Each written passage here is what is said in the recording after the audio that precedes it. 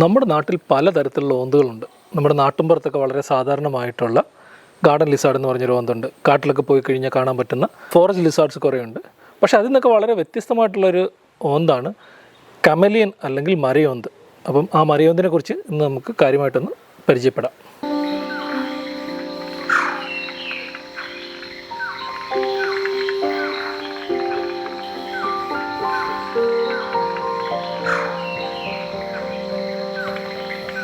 Hello everyone, എൻ്റെ പേര് David Raju. ഞാൻ നാച്ചുറലിസ്റ്റാണ്. ഇന്ന് ഞാൻ പറയാൻ പോകുന്നത് മരയോന്ത് അല്ലെങ്കിൽ കമലിയനെ കുറിച്ചാണെന്ന് ഞാൻ പറഞ്ഞല്ലോ. ഞാനിത് ആദ്യമായിട്ട് കണ്ടത് കബനിയിൽ വെച്ചാണ്. ഏകദേശം ഒരു 10-18 വർഷം മുമ്പ് ഞങ്ങളുടെ നാച്ചുറലിസ്റ്റ് ട്രെയിനിങ്ങിൻ്റെ ഭാഗമായിട്ട് നാഗർഹോൾ എന്ന് പറഞ്ഞൊരു ടൈഗർ റിസർവിൻ്റെ അടുത്തുള്ള കബനിയിൽ പോയപ്പോഴത്തേക്കിനാണ് ആദ്യമായിട്ട് ഇതിനെ കണ്ടത്. എനിക്കിപ്പോഴത് ഓർമ്മയുണ്ട്. ഞങ്ങളൊരു 10-18 നാച്ചുറലിസ്റ്റുകൾ ഒരുമിച്ച് ഞങ്ങളൊരു ട്രിപ്പ് വന്നായിരുന്നു. അപ്പോൾ ഇങ്ങനെ അതിൻ്റെ ഗ്രാമത്തിൻ്റെ അടുത്തൂടെ നടന്നപ്പോഴത്തേക്കിന് നമ്മുടെ ഒരു സുഹൃത്ത് പെട്ടെന്നൊരു കമലിയനെ കണ്ടു. അപ്പം ഞങ്ങളുടെ കൂട്ടത്തിൽ വൃഷാൽ എന്ന് പറഞ്ഞൊരു നാച്ചുറലിസ്റ്റ് ഉണ്ട്. അവൻ എല്ലാ ജീവികളെ കണ്ടാലും ഭയങ്കര എക്സൈറ്റ്മെൻറ്റ് എന്ന് പറഞ്ഞാൽ ഭയങ്കര ഒച്ചത്തിൽ സംസാരിക്കും. ഏതെങ്കിലും ജീവികളെ കണ്ട് ഇപ്പോൾ ഒരു മലബാർ ജാൻ സ്കൂളിനെ കണ്ടു കഴിഞ്ഞാൽ പെട്ടെന്ന് മലബാർ ജാൻ സ്കൂളിൽ എന്ന് പറഞ്ഞാൽ പെട്ടെന്ന് കാറി പറയും. എന്ന് പറഞ്ഞ പോലെ ഈ മരയോന്തിനെ കണ്ടിട്ട് ഇവൻ പെട്ടെന്ന് അടുത്ത് എന്നിട്ട് ലുക്ക് അറ്റ് ദാറ്റ് കമലിയൻ ഉറക്ക കാറിക്കും. എന്നിട്ട് എല്ലാവരും അതിൻ്റെ ചുറ്റും ഇങ്ങനെ വട്ടം കൂടിയിരുന്നു.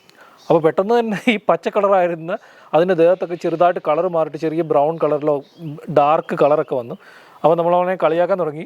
ഈ നീ സംസാരിച്ച് കഴിഞ്ഞപ്പോഴത്തേക്കിന് പച്ച നിറം ഉണ്ടായിരുന്ന ഈ കമലിയൻ പെട്ടെന്നൊരു കറുത്ത നിറത്തിലായിപ്പോയെന്ന് നമ്മളവനെ കളിയാക്കാൻ തുടങ്ങി. അങ്ങനെ ഈ കമലിയൻ നമ്മുടെ ഇന്ത്യയിലുള്ള കമലിയൻ അത്ര പെട്ടെന്നൊന്നും കളറൊന്നും മാറാനുള്ള കഴിവില്ല. പക്ഷേ ചെറുതായിട്ട് ഇങ്ങനെ ഡാർക്ക് നിറവും കറുത്ത പൊട്ടുകളും ഒക്കെ ദേഹത്ത് വരാറുണ്ട്. അന്നായിരുന്നു ആദ്യമായിട്ട് ഞാൻ മരയോന്ത് അല്ലെങ്കിൽ കമലിയനെ കണ്ടത്. നിങ്ങൾ ഈ ഫോട്ടോയിൽ കാണുന്ന പോലെ തന്നെ നല്ല പച്ച കളറുള്ള നല്ല ബ്യൂട്ടിഫുൾ ആയിട്ടുള്ളൊരു മരയോന്താണ് ഈ കമലിയൻ.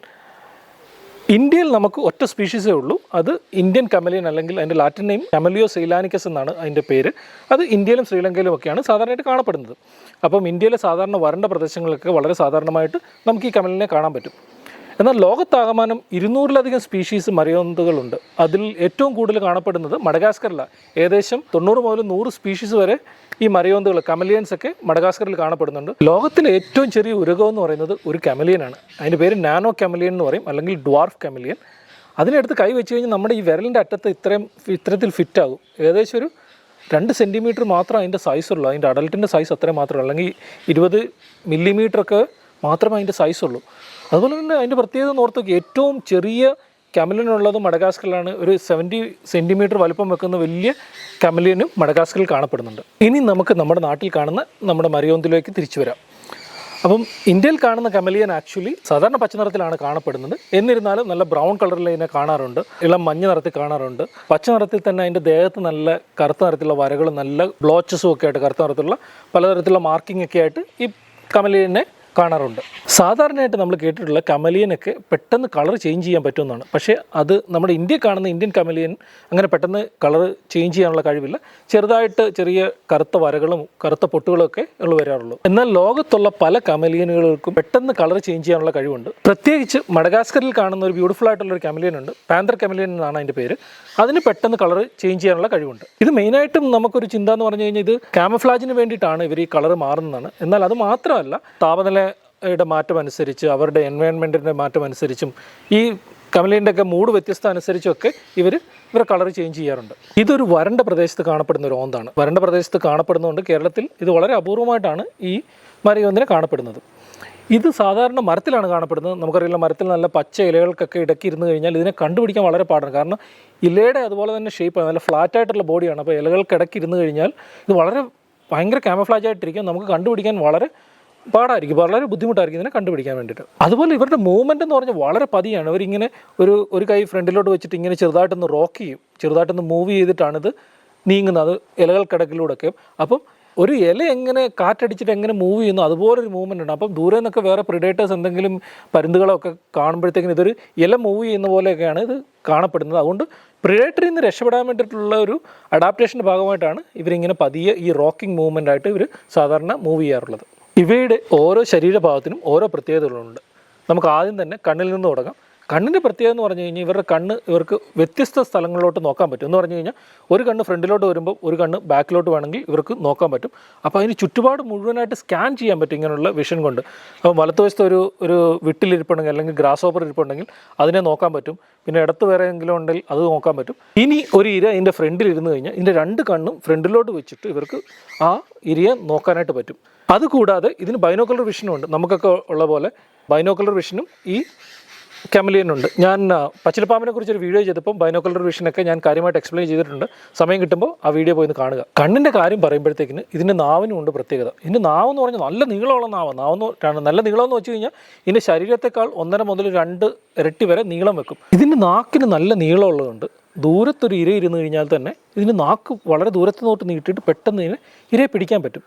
അപ്പോൾ ഈ നാക്കിൽ ഇതിൻ്റെ ഉമിനീരൊക്കെ നല്ല പശയുണ്ട്. അപ്പോൾ പശയുള്ള സമയത്ത് അതുപോലെ തന്നെ നാക്കിൻ്റെ അറ്റത്ത് ചെറിയൊരു കപ്പ് ഷേപ്പ് പോലെ ഉണ്ട്. അതിന് സക്ഷൻ പാടെന്നാണ് പറയുന്നത്. അപ്പോൾ ഇത് നീട്ടിയിട്ട് പെട്ടെന്ന് തന്നെ ഇരയെ പിടിക്കാൻ പറ്റും ഇവർക്ക്. വളരെ ഫാസ്റ്റായിട്ടാണ് ഇതിൻ്റെ ഇരപിടുത്തം എന്ന് പറഞ്ഞു കഴിഞ്ഞാൽ ഇതിൻ്റെ ഫ്രണ്ടിൽ എങ്ങനെ ദൂരെ ഒരു ഗ്രാസ് ഹോപ്പറൊക്കെ ഇരിക്കുന്ന സമയത്ത് ഒരു സെക്കൻഡിനുള്ളിൽ പെട്ടെന്ന് തന്നെ നാക്ക് നീട്ടിട്ട് അത് പെട്ടെന്ന് പിടിച്ചെടുക്കും. അപ്പം ശ്രദ്ധിച്ച് നോക്കി നിന്നില്ലെങ്കിൽ നമുക്കത് കാണാൻ പറ്റില്ല പെട്ടെന്ന് നാക്ക് വെളിയിലിട്ട് ഇതിനെ പിടിക്കുന്നത്. ഇവരുടെ ഈ നീളമുള്ള നാക്ക് ഇവർ വായിക്കകത്ത് എങ്ങനെയാണ് കൊള്ളിച്ചു വെക്കുന്നതെന്ന് സയൻറ്റിസ്റ്റുകൾക്കൊക്കെ കുറേയേറെ സംശയങ്ങളുണ്ടായിരുന്നു. പിന്നീട് അവരത് കണ്ടെത്തി. ഇവരുടെ നാക്കിൻ്റെ കോശങ്ങൾ എന്ന് പറഞ്ഞാൽ നല്ല ഇലാസ്റ്റിക് പോലെ ഇരിക്കും. അപ്പം വേണ്ട സമയത്ത് വലിച്ചു നീട്ടാനും അല്ലാത്ത സമയത്ത് ചുരുട്ടി വെക്കാനുമുള്ള കഴിവുണ്ടെന്ന് ഇവർ അത് കണ്ടെത്തി. അടുത്തത് ഇവയുടെ കാലാണ്. നമ്മുടെ നാട്ടിലുള്ള ഓന്തുകളെയൊക്കെ ശ്രദ്ധിച്ചാൽ നമുക്കറിയാം, ഓന്തുകൾക്കൊക്കെ 5 വിരലുകളൊക്കെ ഉണ്ട്. അത് മുന്നോട്ട് ഇങ്ങനെ ഫേസ് ചെയ്തിട്ടിരിക്കും. പക്ഷേ ഈ കമലിയൻ്റെ കാലുകൾ പ്രത്യേകത എന്ന് പറഞ്ഞു കഴിഞ്ഞാൽ ഈ 5 വിരലുകളുണ്ട്. പക്ഷേ 5ഉം രണ്ടായിട്ട് ഫ്യൂസായിട്ട് 2 സൈഡിലോട്ടും ഡിവൈഡ് ചെയ്തിട്ടാണ് ഇരിക്കുന്നത്. അപ്പോൾ 3 വിരൽ ഒരു സൈഡിലോട്ടും 2 ഒരു സൈഡിലോട്ടും ഇങ്ങനെ ഫ്യൂസ്ഡായിട്ട് ഇരിക്കും. അപ്പോൾ നമ്മുടെ നാട്ടിലുള്ള പക്ഷികളെ ശ്രദ്ധിച്ചാൽ അറിയാം, പക്ഷികൾക്ക് 2 വിരലുകൾ ഫ്രണ്ടിലോട്ട് 2 പുറകിലോട്ടും ഇരിക്കുന്ന മരത്തേലൊക്കെ ഇരിക്കുന്ന സമയത്ത് ഇങ്ങനെ അള്ളിപ്പിടിച്ച് ഇരിക്കാൻ വേണ്ടിയിട്ടാണ് അങ്ങനെയുള്ള കാലുകളൊക്കെ ഉള്ളത്. അപ്പം ഈ കമലിയൻ്റെ കാലുകൾ അതുപോലെ തന്നെ മരത്തിലൊക്കെ കയറുന്ന സമയത്ത് നല്ല ഗ്രിപ്പ് കിട്ടാനും മരത്തേലും വള്ളിയിലും ഒക്കെ പിടിച്ച് കയറാൻ വേണ്ടിയിട്ടാണ് ഇത് സഹായിക്കുന്നത്. ഇങ്ങനെയുള്ള കാലുകളെ സൈഗോഡാക്ടൈലസ് ഫീറ്റ് എന്നാണ് പറയപ്പെടുന്നത്. അടുത്തത് ഇതിൻ്റെ വാലാണ്. ഇതിൻ്റെ വാല് അറ്റം ഇങ്ങനെ നന്നായിട്ട് ചുരുണ്ടിരിക്കും. ഏതെങ്കിലും ബ്രാഞ്ചിൽ കൂടെ കയറിപ്പോകുന്ന സമയത്ത് അടുത്ത ബ്രാഞ്ചിലോട്ടൊക്കെ കയറുന്ന സമയത്ത് ഇത് കമ്പിലൊക്കെ ചുറ്റിപ്പിടിക്കാൻ വേണ്ടിയിട്ടാണ് ഇത് സഹായിക്കുന്നത്. ഇതിന് പ്രീഹെൻസൽ ടെയിൽ എന്നാണ് ഇത് പറയുന്നത്. ചുരുക്കം പറഞ്ഞാൽ ഈ വാലും ഒരു 5ാമത്തെ ഒരു കാലായിട്ട് പ്രവർത്തിക്കുന്നുണ്ട്. മരത്തിലൊക്കെ കയറുന്ന സമയത്ത് ഗ്രിപ്പ് കിട്ടാനും അതിന് സ്റ്റെബിലിറ്റി കിട്ടാനും വേണ്ടിയിട്ടൊക്കെ ഇത് സഹായിക്കുന്നുണ്ട്. ഈ ചുരുണ്ട വാല് ഈ മരയോന്തിൻ്റെ മാത്രം ഒരു പ്രത്യേകതയാണ്. മറ്റു ഓന്തുകൾക്കൊന്നും ഇങ്ങനെ ചുരുണ്ട വാലില്ല. ഈ മരയോന്തുകളെ കൂടുതലായിട്ട് കാണപ്പെടുന്നത് ജൂൺ മാസം മുതൽ ജൂൺ, ജൂലൈ, ഓഗസ്റ്റ് മാസങ്ങളിൽ മഴ സമയത്തൊക്കെയാണ് കൂടുതലായിട്ട് കാണപ്പെടുന്നത്. അതുപോലെ തന്നെ ഇവരുടെ പ്രജനനം എന്ന് പറയുന്നത് ഓഗസ്റ്റ് മാസം മുതൽ ഓഗസ്റ്റ്, സെപ്റ്റംബർ, ഒക്ടോബർ മാസങ്ങളിലാണ് കൂടുതലായിട്ട് ഇവരുടെ പ്രജനനം കണ്ടിട്ടുള്ളത്. ഇതിനെക്കുറിച്ച് പഠിക്കാൻ വേണ്ടിയിട്ട് ഒറീസയിൽ കുറേ സയൻറ്റിസ്റ്റുകൾ വലിയൊരു കേജൊക്കെ ഉണ്ടാക്കിയിട്ട് കുറേ കമലിയനെ അതിൻ്റെ അകത്തിട്ട് വളർത്തിയിട്ട് ഇവരിൻ്റെ ബ്രീഡിങ് പഠിക്കാനായിട്ട് ശ്രമിച്ചു. അപ്പം കുറേയേറെ രസകരമായിട്ടുള്ള ഇൻഫർമേഷൻ അവർക്ക് പഠിക്കാൻ പറ്റി. ഒന്നാമത്തെ കാര്യം മെയിനായിട്ട് ഇവരുടെ മൺസൂൺ ടൈമിലാണ് ഇവരുടെ ബ്രീഡിങ്. സാധാരണ ഒരു 30 മുതൽ 40 മുട്ട വരെയൊക്കെ ഫിമെയിൽ ഇടും. മീറ്റിംഗ് കഴിഞ്ഞ് കഴിഞ്ഞാൽ നിലത്താണ് മുട്ടയിടുന്നത്. പിൻകാല് കൊണ്ടൊക്കെ ഇങ്ങനെ ചുരണ്ടിയിട്ട് നിലം കുഴിച്ചിട്ടാണ് മുട്ടയിട്ട് കഴിഞ്ഞിട്ട് നിലമൊക്കെ അവർ മൂടി വെക്കും. പക്ഷേ ഇവർ വളരെ രസകരമായിട്ടുള്ളൊരു വളരെ ഇൻട്രസ്റ്റിംഗ് ആയിട്ടുള്ളൊരു കണ്ടുപിടുത്തം ഇവർ നടത്തിയെന്ന് വെച്ച് കഴിഞ്ഞാൽ മുട്ടയിട്ട് കഴിഞ്ഞിട്ട് ഉടൻ തന്നെയോ അല്ലെങ്കിൽ 1-2 ആഴ്ചയ്ക്കുള്ളിൽ ഈ കമലിയൻ്റെ ഫിമെയിലൊക്കെ ചത്തുപോകുന്നതായിട്ട് ഒബ്സർവ് ചെയ്തിട്ടുണ്ട്. കാരണം സാധാരണ ഒരു 2ാമത്തെ വർഷം ഇവർ ജനിച്ചു കഴിഞ്ഞാൽ ആദ്യത്തെ വർഷം മുട്ടയിടാറില്ല. 2ാമത്തെ വർഷമാണ് ഇവർ മുട്ടയിടുന്നത്, അല്ലെങ്കിൽ 3ാമത്തെ വർഷം. അപ്പം ഇവർക്ക് ലൈഫിൽ ഇവർ സാധാരണ ഒരു പ്രാവശ്യം മാത്രമാണ് മുട്ടയിടാനായിട്ട് ശ്രമിക്കാറുള്ളൂ. അപ്പോൾ അതൊരു വളരെ ഇൻറ്റൻസ് ആയിട്ടുള്ളൊരു ആക്ടിവിറ്റിയാണ്. മുട്ടയിട്ട് കഴിഞ്ഞിട്ട് 30-40 മുട്ടയിട്ട് കഴിഞ്ഞിട്ട് പിന്നെ ഇവർ ജീവിക്കാറില്ല. ഇതൊരു സ്ട്രിക്റ്റ് ആയിട്ടുള്ള, പക്ഷേ ഇവർ ഒബ്സർവ് ചെയ്തിട്ടുള്ള ഫിമെയിൽസൊക്കെ എല്ലാം മുട്ടയിട്ട് കഴിഞ്ഞിട്ട് ചത്തുപോകുന്നതായിട്ട് ഇവർ ഒബ്സർവ് ചെയ്തിട്ടുണ്ട്. ഇവരുടെ മെയിനായിട്ടുള്ള ഭക്ഷണം എന്ന് പറയുന്നത് നമ്മുടെ നാട്ടിലുള്ള സാധാരണ ഇൻസെക്റ്റുകളെയൊക്കെയാണ് ഇവർ പിടിച്ച് തിന്നുന്നത്. നമ്മുടെ നിശാശലഭങ്ങളെയും ബട്ടർഫ്ലൈസിനെയും വിട്ടിലുകളെയും ബാക്കിയുള്ള ഏതുതരം ഇൻസെക്റ്റുകളെയും ഉണ്ടെങ്കിലും ഇവരത് പിടിച്ച് തിന്നാറുണ്ട്. അതുപോലെ തന്നെ ഇവരെ കഴിക്കുന്ന കുറേ ജീവികളുണ്ട്. നമ്മുടെ നാട്ടിലുള്ള വേഴാമ്പലുകൾ ഇവരെ പിടിച്ച് തിന്നാറുണ്ട്, ഉപ്പൻ ഇതിനെ പിടിച്ച് തിന്നാറുണ്ട്, ഓലഞ്ഞാലി ഇതിനെ പിടിച്ച് തിന്നാറുണ്ട്, അല്ലാതെ പലതരം പാമ്പുകൾ ഇതിനെ പിടിച്ച് ഭക്ഷിക്കാറുണ്ട്.